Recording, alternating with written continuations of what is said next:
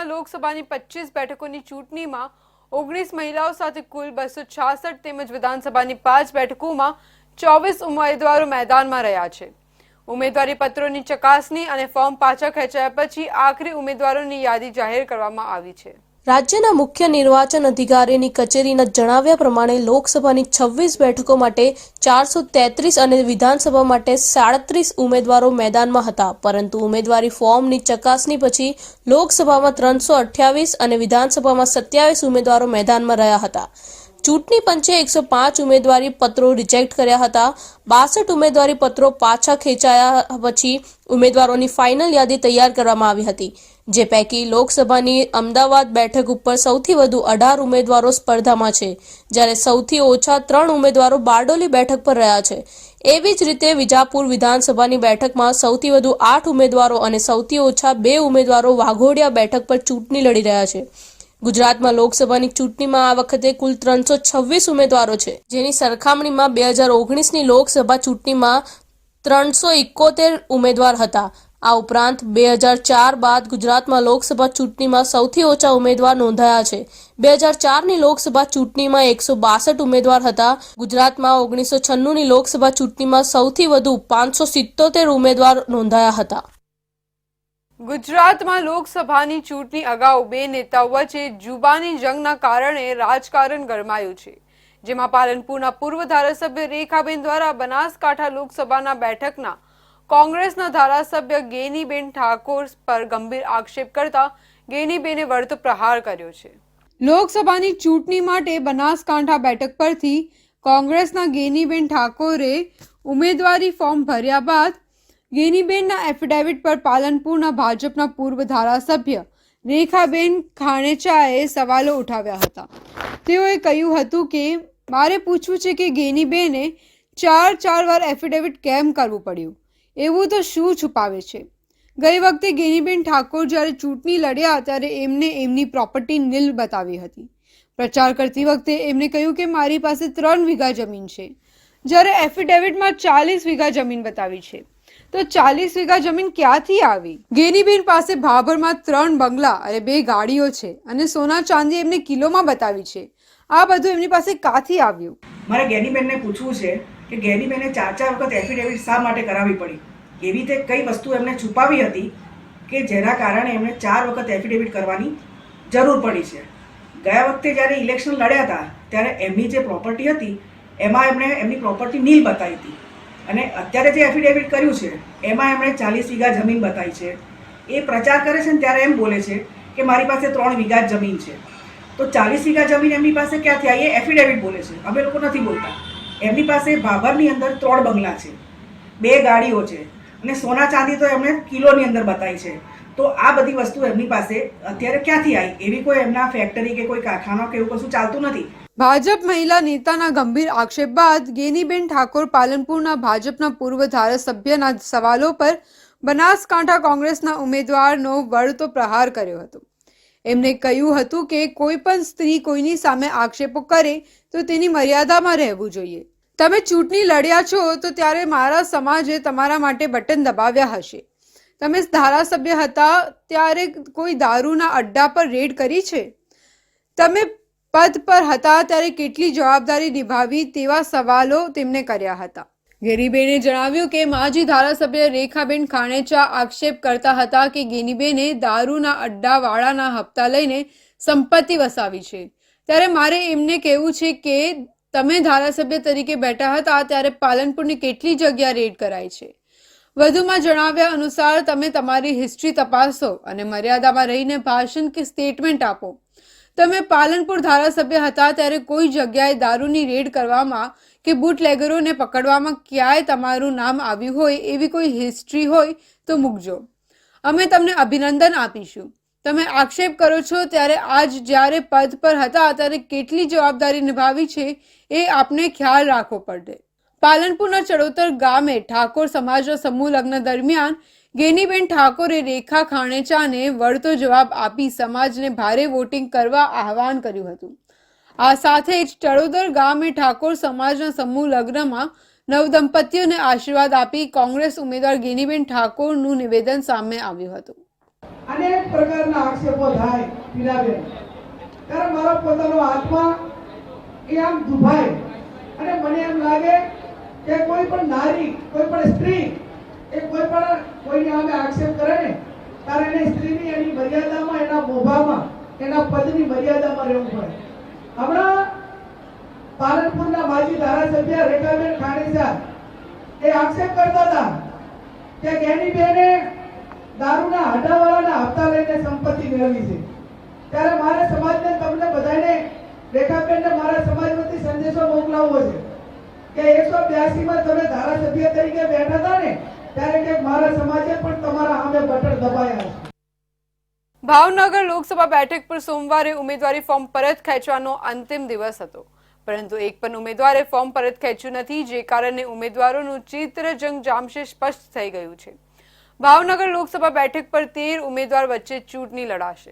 ગુજરાતની લોકસભાની 26 બેઠક માટે ત્રીજા તબક્કામાં આગામી તારીખ 7 મેના રોજ ચૂંટણી યોજાશે. ભાવનગરમાં લોકસભા 2024 સામાન્ય ચૂંટણી માટે ઉમેદવારી પત્ર પરત ખેંચવાનો દિવસ ચાલ્યો ગયો છે અને એક પણ ઉમેદવારે પોતાનું ફોર્મ પાછું લીધું નથી, જે ભાવનગર લોકસભા બેઠક પર ઉમેદવારોનું ચિત્ર સ્પષ્ટ થઈ ગયું છે. આ લોકસભા બેઠક પર 2 મહિલા ઉમેદવાર અને 11 પુરુષ ઉમેદવાર સહિત કુલ 13 ઉમેદવાર વચ્ચે ચૂંટણી જંગ જામશે. જો કે ફોર્મ ચકાસણી દરમિયાન 19 પૈકી 6 ફોર્મ રદ થયા હતા, પરંતુ હવે ભાજપ, કોંગ્રેસ, અપક્ષ અને અન્ય મળી કુલ 13 ઉમેદવાર ચૂંટણી મેદાનમાં ઉતરશે. ભાવનગર ખાતે ભાજપ અને ઇન્ડિયા ગઠબંધનના ઉમેદવાર વચ્ચે મુકાબલો થવાનો છે. કુલ 13 ઉમેદવારોમાંથી આ ચૂંટણી ભાજપના નીમુબેન ભાંભણિયા, આમ આદમી પાર્ટીના ઉમેશ મકવાણા, બહુજન સમાજ પાર્ટીના રાઠોડ દિનેશભાઈ લાખાભાઈ, સ્વતંત્રતા અભિવ્યક્તિ પાર્ટીના અનિલભાઈ નરેન્દ્રભાઈ ચાવડા, ગુજરાત સર્વ સમાજ પાર્ટીના Tidabhai Devshibhai Boriya, new India united પાર્ટીના Parmar Rajeshkumar Premjibhai, right to recall પાર્ટીના ભૂપતભાઈ મોહનભાઈ વાળા, આપકી આવાસ પાર્ટીના કલાણિયા સાગરભાઈ પોપટભાઈ તેમજ 5 અપક્ષ તરીકે નરેશભાઈ નારણભાઈ રાઠોડ, બ્રહ્મ ક્ષત્રિય ભગવતીબેન ખેતસિંહ, મૂળશંકરભાઈ રઘુરામભાઈ ચૌહાણ, સંજયભાઈ મગનભાઈ મકવાણા, હર્ષ ગોકલાણી લડી રહ્યા છે. આજ બપોરે 3 વાગે જે સમય મર્યાદા હતી તે પૂરી થઈ છે અને આપણા મત વિભાગની અંદર એક પણ ફોર્મ પાછું ખેંચાયું નથી. એટલે હવે આપણી સાથે 13 ઉમેદવારો રહેશે, 3 રાષ્ટ્રીય પક્ષોના, 5 અમાન્ય રજિસ્ટર્ડ પાર્ટીઓના અને 5 અપક્ષો. સાહેબ, ખાસ વાત કરીએ તો જે ટોટલ 19 ઉમેદવારો દ્વારા 30 ફોર્મ જે ભરાયા હતા, આખી વિગત શું છે? એમાં લગભગ 30 ફોર્મ ભરાયા હતા 19 ઉમેદવારોના તરફેણમાં. એમાં અગાઉ મેં આપે કહ્યું એ પ્રમાણે 5 ફોર્મ ચકાસણી વખતે અમાન્ય થયા હતા.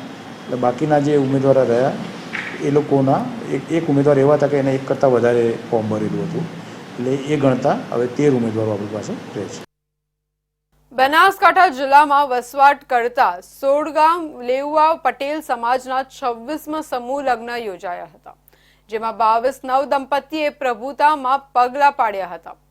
સમૂહ લગ્નમાં પ્રભુતામાં પગલાં પાડનાર તમામ નવદંપતીને પાલનપુરના ધારાસભ્ય અનિકેત ઠાકરના આશીર્વાદ પાઠવ્યા હતા. બનાસકાંઠા જિલ્લામાં વસવાટ કરતા સોલગામ લેઉલા પટેલ સમાજ દ્વારા મડાણાગઢ ખાતે છેલ્લા 26 વર્ષથી સમૂહ લગ્નનું આયોજન કરવામાં આવે છે, જેમાં દીકરીઓના લગ્નની સાથે સાથે સમાજમાં અભ્યાસ કરતા તેજસ્વી તારલાઓનું સન્માન, રક્તદાન કેમ્પ સહિત વિધવા સહાય જેવા ઉમદા કાર્યો કરવામાં આવે છે. આ વર્ષે સોમવારે મડાના નૂતન ભારતી સંસ્થા ખાતે સોલગામ લેઉલા પટેલ સમૂહ લગ્ન સમિતિ દ્વારા 26મા સમૂહ લગ્ન સમારોહનું આયોજન કરવામાં આવ્યું હતું, જેમાં પાલનપુરના ધારાસભ્ય અનિકેત ઠાકર ઉપસ્થિત રહ્યા હતા. પ્રભુતામાં પગલાં પાડનાર 22 દીકરીઓને આશીર્વાદ પાઠવ્યા હતા અને સમૂહ લગ્ન સમિતિમાં 51,000 રૂપિયાનું દાન આપ્યું હતું. આ પ્રસંગે સમૂહ લગ્ન સમિતિના પ્રમુખ ડોક્ટર કનુભાઈ વોરા દ્વારા તેમનું સન્માન કરવામાં આવ્યું હતું, જ્યારે 27મા સમૂહ લગ્ન સમારોહનું તમામ ખર્ચના દાતા તરીકે કુંભલમેર ગામના ઉદ્યોગપતિ મહેશભાઈ મનુંદ્રા દ્વારા અનુદાન આપવામાં આવ્યું હતું, ત્યારે સમૂહ લગ્ન સમિતિ દ્વારા તેમનું સન્માન કરવામાં આવ્યું હતું. ઉપરાંત રક્તદાન કેમ્પમાં સમાજના મહિલાઓ અને પુરુષો દ્વારા રક્તદાન કરી 80 જેટલી બોટલ એકત્ર કરવામાં આવી હતી.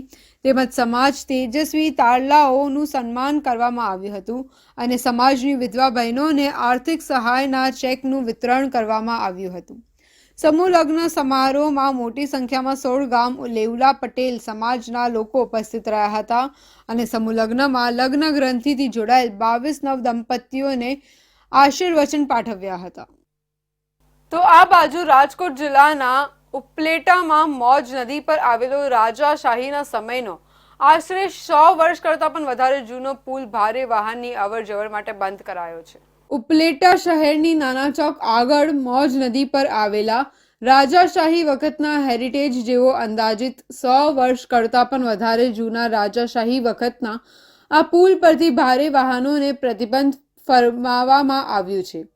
આ અંગે ઉપલેટા નગરપાલિકાના ચીફ ઓફિસર નીલમ ઘેટિયાએ જણાવ્યું છે કે ગુજરાત રાજ્ય સરકારના શહેરી વિકાસ વિભાગની સૂચના મુજબ ઉપલેટા શહેરના નાગનાથ ચોકથી નેશનલ હાઈવે તરફ જતા રસ્તામાં મોજ નદી પર આવેલા રાજાશાહી વખતના 100 વર્ષ કરતાં પણ વધારે જૂના બ્રિજનું સ્ટ્રક્ચર અને સ્ટેબિલિટી રિપોર્ટ કર્યા બાદ અહીં હેવી વાહનો માટે પુલ બંધ કરવામાં આવ્યું છે.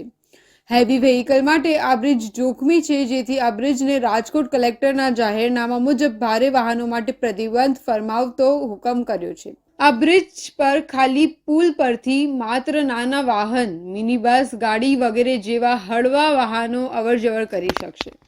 ઉપલેટા નાગનાથ ચોકથી આગળ જે મોજ નદી પર રાજાશાહી વખતનો હેરિટેજ પ્રકારનો જે બ્રિજ આવેલો છે, આ બ્રિજને કલેક્ટર સાહેબ શ્રીના જાહેરનામા હેઠળ હેવી વ્હીકલ માટે જોખમી હોય તેના પર હેવી વ્હીકલ માટે પ્રતિબંધ ફરમાવવામાં આવેલું છે.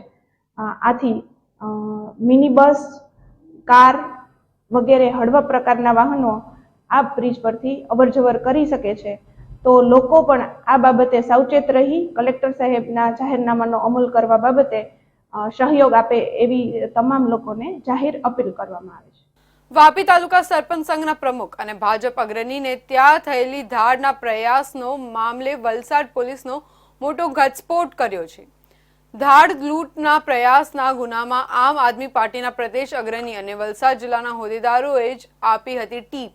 વલસાડ પોલીસ દ્વારા ખુલાસો કર્યા મુજબ દેવેન્દ્રભાઈ ભાજપના અગ્રણીની સાથે વાપી તાલુકા સરપંચ સંઘના પ્રમુખ અને કરવડ ગામના સરપંચ છે, જેમને ત્યાં મોડી રાત્રે ઘાડપાડુ ટોળકી ત્રાટકી હતી.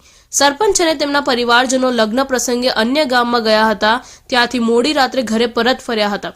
જોકે અડધી રાત બાદ ઘરની બહારથી અવાજ આવતા સરપંચે સીસીટીવી ચેક કરતા ઘરની બહાર 3 થી 4 લોકો હથિયારો સાથે દેખાયા હતા. આથી પરિસ્થિતિ પારખી ગયેલા સરપંચ દેવેન્દ્ર પટેલે ગ્રામજનોને અને પોલીસને જાણ કરી હતી અને ગણતરીના સમયમાં જ મોટી સંખ્યામાં લોકો સરપંચના ઘરની આજુબાજુમાં એકઠા થઈ ગયા હતા. પોલીસ ટીમ પણ સ્થળ પર પહોંચી હતી. ત્યારબાદ તમામ બાજુથી લોકો અને પોલીસે ઘાડપાડુઓને ઘેરો કરી તેમને પકડવાના પ્રયાસ કર્યા હતા. આથી દોડધામ મચી ગઈ હતી. ભાગતા આરોપીઓએ પોલીસ ટીમ અને ગામના લોકો પર પથ્થરમારો અને લાકડાના ઘા કર્યા હતા. જોકે ગણતરીના સમયમાં જ પોલીસ અને સ્થાનિક લોકોએ 6 માંથી 5 આરોપીઓને ઝડપી પાડ્યા હતા. પોલીસની પ્રાથમિક તપાસમાં બહાર આવ્યું કે સરપંચના ત્યાં ઘા પાડનાર આરોપીઓ દાહોદની કુખ્યાત ઘાડપાંડુ ગેંગમાં સભ્યો છે, જેઓને વલસાડ જિલ્લાના જ કેટલાક રાજકીય અગ્રણીઓને ઘાડ પાડવા બોલાવ્યા હતા અને કરવડના સરપંચના ઘરને નિશાન બનાવી ત્યાંથી મોટી માત્રામાં રોકડ રકમ અને સોના ચાંદી દાગીના મળી આવશે એવી લાલચ ઘાડ પાડવા સરપંચના ત્યાં પહોંચ્યા હતા. જોકે પોલીસ અને સ્થાનિક લોકોની બહાદુરીના કારણે 5 આરોપીઓ સ્થળ પરથી ઝડપાઈ ગયા હતા. ત્યારબાદ ગણતરીના સમયમાં જ અન્ય આરોપીઓ મળી અત્યાર સુધી કુલ 9 આરોપીઓ પોલીસ સાથે ઝડપાઈ ગયા છે. ખૂબ મોટી સફળતા વલસાડ જિલ્લા પોલીસને કોઈ પણ બનાવ આ લૂંટનો કે ધાડનો અન્ય વ્યક્તિઓ પર કે કોઈની ઉપર કરે અને લોકોને જીવ જોખમાય અને કોઈને મારે, એ પહેલાં ખૂબ મોટી સફળતા વલસાડ જિલ્લા પોલીસને અને ડુંગરા પોલીસને મળેલી છે. ટોટલ 9 આરોપી આમાં પકડાયેલા છે અને અન્ય જે મુખ્ય આ આખા ગુનાને માસ્ટરમાઇન્ડ જે કહી શકાય એ બાબુ વજીર પટેલ, એની વિરુદ્ધમાં પણ અગાઉ ધાડ અને લૂંટના ગુના દાખલ થયેલા છે. સાથે સાથે પ્રદીપ રાઠોડ અને કેતન પટેલ એ બંને રાજકીય પાર્ટી સાથે જોડાયેલા છે. પ્રદીપ રાઠોડ અને કેતન પટેલ બંને આમ આદમી પાર્ટીના સભ્યો છે. પ્રદીપ રાઠોડ વલસાડ જિલ્લા જોઈન્ટ સેક્રેટરી આમ આદમી પાર્ટી છે અને કેતન પટેલ આમ આદમી પાર્ટીના સ્ટેટ જોઈન્ટ સેક્રેટરી છે. પોલીસના ખુલાસા પ્રમાણે દાહોદની ગાળપાંડુ ગેંગને બોલાવી આપ કાગરણીઓએ રચ્યું હતું સમગ્ર ષડયંત્ર, જેમાં ઘટના સ્થળેથી પોલીસે 5 આરોપીઓની ધરપકડ કરી હતી. આરોપીઓમાં 2022માં વલસાડની પાડગી વિધાનસભા બેઠક પર આપના ઉમેદવાર તરીકે ચૂંટણી લડેલા કેતન પટેલની પણ ધરપકડ કરવામાં આવી છે. આપના વલસાડ જિલ્લા જોઈન્ટ સેક્રેટરી પ્રદીપ પટેલની પણ આરોપી તરીકે ધરપકડ કરાતા ભાજપ અગ્રણીના ત્યાં ઘાડના પ્રયાસ આપના અગ્રણીઓનું નામ ખુલતા જ રાજકારણમાં ખળબળાટ મચી જવા પામ્યો છે.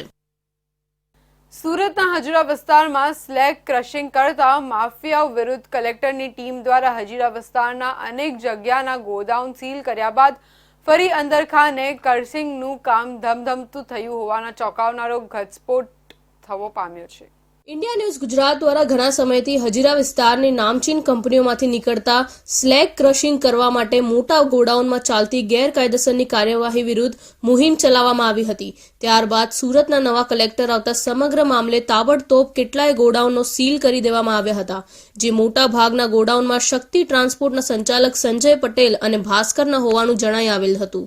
જે સમયે આવા ગોડાઉનના સંચાલકોમાં ભયનો માહોલ જોવા મળ્યો હતો, પરંતુ કાર્યવાહીની હજુ માંડ 15 થી 20 દિવસ વીત્યા અને ફરી આવા સ્લેગ માફિયાઓ સક્રિય થતા હોવાની માહિતી ઇન્ડિયા ન્યૂઝ ગુજરાતની ટીમને મળતા અમારી ટીમ દ્વારા માહિતીની ખરાઈ કરવાનો પ્રયાસ કરાયો, જેમાં ગેરકાયદેસર રીતે થઈ રહેલી કામગીરી કેમેરામાં કેદ થઈ હતી. જે ઓપન ગોડાઉનમાં મામલતદાર દ્વારા સીલ કરાયેલા હતા તે ગોડાઉનમાં પાછળથી અનધિકૃત રીતે પ્રવેશ કરીને તમામ કામગીરી ફરીથી શરૂ કરી દેવાઈ હોવાનો ચોંકાવનારો ઘટસ્ફોટ થયો હતો, જે જોતા ગોડાઉન સંચાલક સંજય પટેલને કોઈ મોટો રાજકીય હાથ હોવાનું પણ ચર્ચાઈ રહ્યું છે.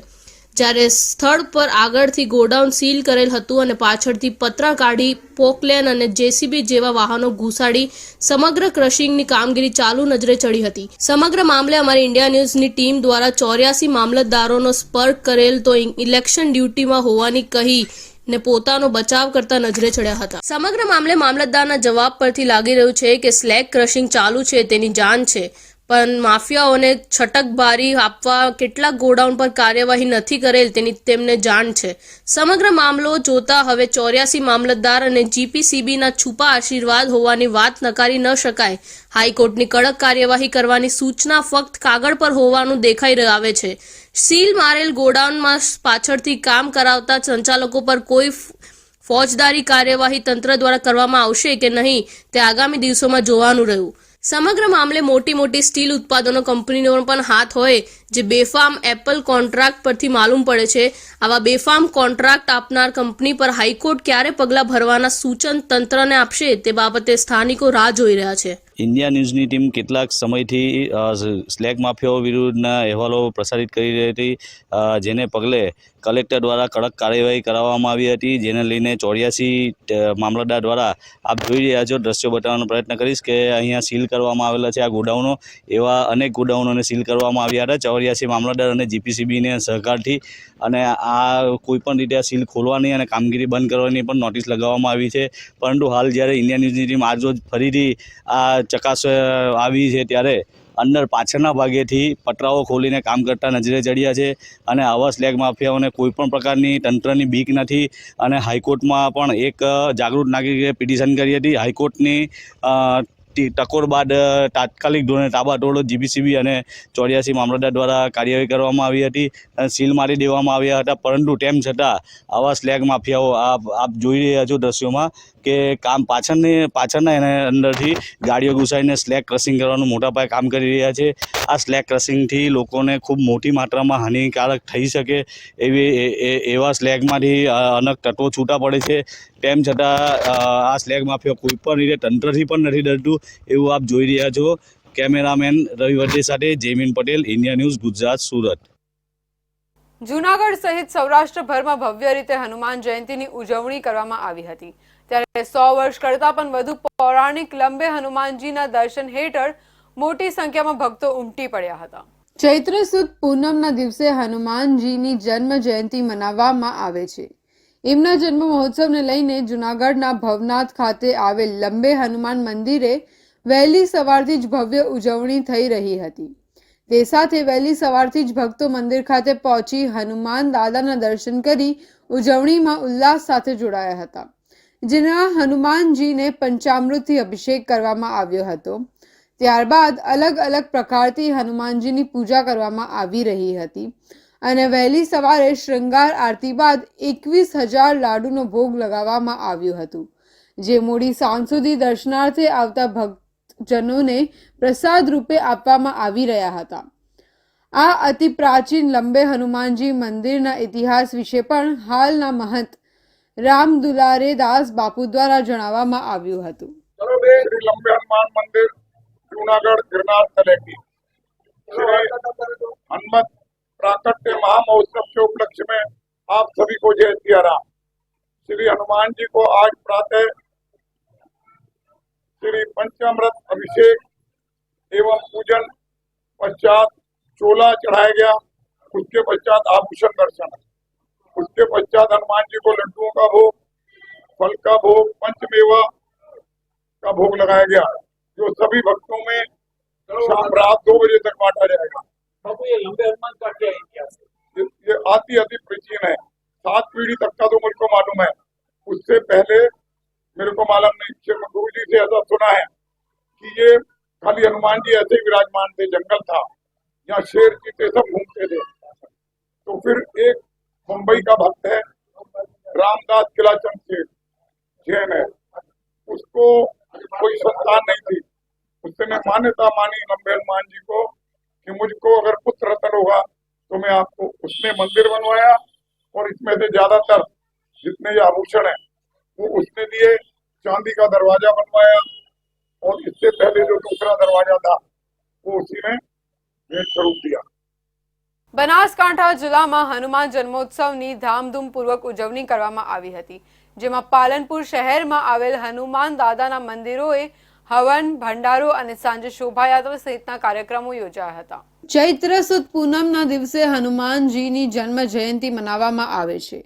બનાસકાંઠા જિલ્લામાં સોમવારે ચૈત્રી પૂર્ણિમાએ હનુમાનજીની જન્મ જયંતિની શ્રદ્ધાભેર ઉજવણી કરવામાં આવી હતી। ત્યારે પાલનપુર વડલીવાડા પરા વિસ્તારમાં કંથેરિયા હનુમાન દાદાનું મંદિર આવેલું છે। આ મંદિર લોકોના આસ્થાનું કેન્દ્ર હોવાનું ભક્તો જણાવી રહ્યા છે। ભક્તોએ જણાવ્યું હતું કે આ હનુમાન દાદાના દર્શન કરવાથી અલૌકિક અનુભૂતિ થાય છે, તેમજ મનને શાંતિ મળે છે। આ દાદાના દર્શન કરવાથી માંગેલી મનોકામના પૂર્ણ થાય છે, જેથી પાલનપુર કંથેરિયા હનુમાન ખાતે હનુમાન જન્મોત્સવને ધામધૂમપૂર્વક ઉજવણી કરવામાં આવી હતી, જેમાં હવન તેમજ ભંડારાનો કાર્યક્રમ રખાયો હતો, જેમાં સંતો મહંતો તેમજ પાલનપુર વાસીઓએ દાદાના પ્રસાદી ગ્રહણ કરી ધન્યતા અનુભવી હતી, તેમજ મોટી સંખ્યામાં ભક્તોએ દાદાના દર્શન કરવા માટે ઉમટી પડ્યા હતા। श्री कंथरिया हनुमान पालनपुर स्वयंभू शनिवार मंगलवार आखू शहर दर्शन करवावे। आज 44मो हनुमान जी महाराज नो जन्म उत्सव से आखा भारत ने तथा गुजरात ने खूब खूब शुभकामना।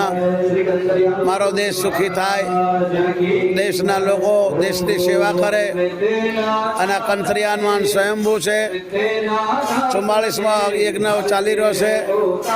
दूर दूर थी लोग दर्शन करवा आवी रह्या छे। एना भक्तो तन मन धन सेवा करे। आखू पालनपुर शहर तन मन धन थी सेवा करी रह्यु छे। मारा पालनपुर शहर ने बहुत बहुत धन्यवाद, पूरा गुजरात ने खूब खूब धन्यवाद। आ कंथरिया हनुमान में आवता जता लोकोनी मनोकामना पूर्ण थाय छे अने आपणा पत्रकारो भाईओ पण एनी नोंध ले छे।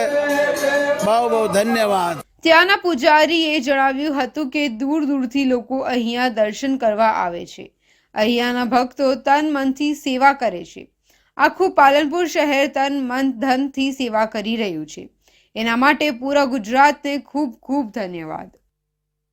પાલનપુર તાલુકાનું એગોલા એક એવું ગામ છે જ્યાં ચૈત્ર સુદ પૂનમના દિવસે ગામમાં દરેકના ઘરે તાળા હોય છે। ગામના તમામ લોકો પોતાના ધંધા, રોજગાર અને ઘરના તાળા મારી અને આ દિવસે ઘરની બહાર નીકળી જાય છે। બનાસકાંઠાના પાલનપુર તાલુકાના એગોલા ગામમાં ચૈત્ર સુદ પૂનમના દિવસે પ્રવેશીએ એટલે તમને ગામ આખું સુમસામ મળે। દરેકના ઘર પર તાળા મારેલા હોય અને દરેક લોકો પોતાના ધંધા રોજગાર બંધ રાખી અને ગામની બહાર આવેલા મહાકાળી માતાજીના મંદિરમાં ગામના તમામ જ્ઞાતિના લોકો પરિવાર સાથે ભેગા થાય છે. માન્યતા એવી છે કે 1965થી આ પ્રથા ચાલી આવે છે. વર્ષો પહેલા ગામમાં કોઈ એવા રોગે ભરડો લીધો હતો અને ત્યારબાદ ગામના પંડિત અને વડીલોએ ભેગા થઈ અને ગામને અલગ જગ્યાએ વસાવ્યું, પરંતુ આ રોગ મટવાનું નામ ન લેતો હતો અને લોકો ટપોટપ મરતા હતા. પરંતુ ત્યારબાદ ગામના પૂજારી અને વડીલોએ ગામની બહાર આવેલા મહાકાળી માતાજીના મંદિરમાં જઈ અને પ્રાર્થના કરી અને આરાધના કરી અને ત્યારબાદ પૂજારીએ કહ્યું કે આખું ગામ ચૈત્ર સુદ પૂનમના દિવસે એકઠું થઈ અને સારા મુહૂર્તમાં ઘરની બહાર નીકળી જાય, પોતાના ધંધા રોજગાર બંધ રાખે અને ગામની મંદિરમાં આવી અને મંદિરમાં નૈવેદ્ય બનાવીને માતાજીને ચડાવે તો આ રોગ મટે. અને એવી માન્યતા પ્રમાણે 1965થી આ પ્રથા ચાલી આવે છે અને એગોલા ગામના તમામ ગ્રામજનો પોતાના પરિવાર સાથે મહાકાળી માતાજીના મંદિરમાં જાય છે અને ત્યાં ખીર અને સુખડીનો નૈવેદ્ય બનાવે છે અને માતાજીને ચડાવે છે. જો કે સવારે લોકો સારા મુહૂર્તમાં એગોલા ગામથી બહાર નીકળી જાય છે અને સાંજે સારા મુહૂર્તમાં પછી ગામમાં પ્રવેશે છે. આ દિવસે તમામ ધંધા રોજગાર નોકરી નાના મોટા વ્યવસાય પણ બંધ રાખી અને ગામની અંદરના અને ગામની બહાર રહેતા લોકો પણ માતાજીના મંદિરમાં એકઠા થાય છે અને આ પ્રથા પ્રમાણે પોતાનું માન્યતા જાળવી રાખે છે. અને જે બાદ આ ગામમાં સુખ શાંતિ જળવાઈ રહી છે અને રોગે દેખા દીધી નથી. અમારા ગામની પરંપરા છે કે આજ સુધી ચૈત્ર સુદ પૂનમથી લઈને બધા ગામના લોકો મહાકાળી મંદિરે આવે છે. વર્ષો પહેલાં રોગચાળો આવ્યો હતો અને એ રોગચાળામાં પછી બધા માતાજીને કીધું હતું, પ્રાર્થના કરી હતી, તો એને આ લઈ ગામ ખાલી કરવાનું ને બધા લોકો અહીંયા આવે અને બધું પ્રસાદ લઈને પછી બધું રાંધવાનું બધવાનું અહીંયા જ હોય, બધું એમ જ કરવાનું અને પછી અહીંયા ખાઈને બહુ કરે અને પછી માતાજીના મુહૂર્ત પ્રમાણે પછી અમે પાછા ગામમાં જઈએ છીએ અને આખું ગામ ખાલી થઈ જાય છે, બધા અહીંયા જ હોય છે. વર્ષો જૂની ચાલતી આવતી માન્યતા પ્રમાણે એગોલા ગામના તમામ પરિવારો મહાકાળી માતાજીના મંદિરમાં એકઠા થાય છે અને ત્યાં મહિલાઓ સુખડી અને ખીરનો નૈવેદ્ય બનાવે છે અને ત્યારબાદ માતાજીના નૈવેદ્ય ધરાવે છે. આમ કરવાથી ગામમાં સુખ શાંતિનો માહોલ જળવાઈ રહે છે, જ્યારે બાળકો પણ આખો દિવસ આખા ગામના બાળકો આનંદ અને કિલ્લોર કરે છે. ત્યારે અનોખી પ્રથાને લઈને બનાસકાંઠાનું આ ગામ પણ ચર્ચાસ્પદ છે. તો આ હતા આજના મહત્વપૂર્ણ સમાચાર. ફરી મળીશું નવા સમાચાર સાથે. ત્યાં સુધી જોતા રહો ઇન્ડિયા ન્યૂઝ ગુજરાત.